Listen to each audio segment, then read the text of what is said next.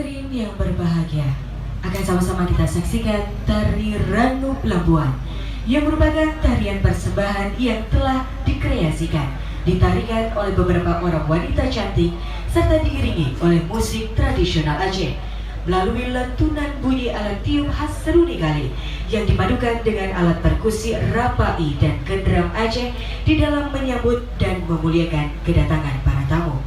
Sirih atau ranu merupakan jenis makanan khas daerah Aceh yang disuguhkan kepada para tamu sebagai lambang akan rasa kekeluargaan dan keikhlasan yang mendalam sehingga mencerminkan suasana kerahmatan yang saling mengikat tali silaturahmi.